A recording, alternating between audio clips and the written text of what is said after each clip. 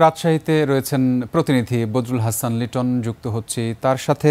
লিটন, নিশ্চয়ই আমাকে শুনতে পাচ্ছেন। এখন শোক সন্তপ্ত পরিবারের কি অবস্থা, সার্বিক ওখানকার চিত্রটা যদি আমাদের একটু জানান।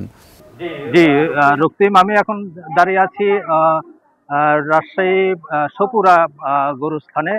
এই গোরস্থানেই কিন্তু চিরনিদ্রায় শায়িত হলেন পাইলট তৌরিক ইসলাম।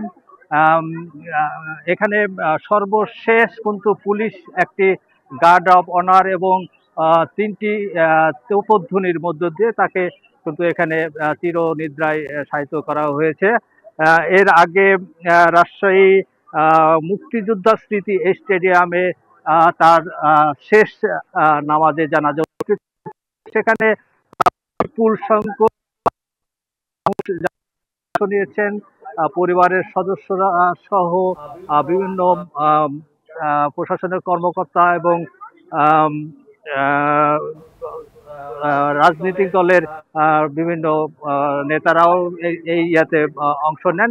তারপরেও কিন্তু আহ, এই কবরস্থানে তাকে নিয়ে আসা হয় এবং সমাহিত করা হয়। আম, এর আগে কিন্তু একটি হেলিকপ্টারে করে তার মরদেহ রাজশাহী নিয়ে আসা হয়েছিল।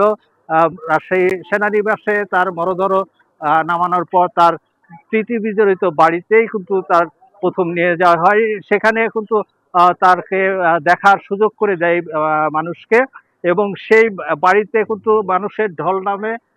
রাজশাহীর আহ, আহ, রাজশাহীর বিপুল সংখ্যক মানুষ তার বাড়িতে উপস্থিত হয় এবং সেই শেষবারের মতো তাকে দেখে। এই ছিল রাজশাহীর সর্বশেষ পরিস্থিতি।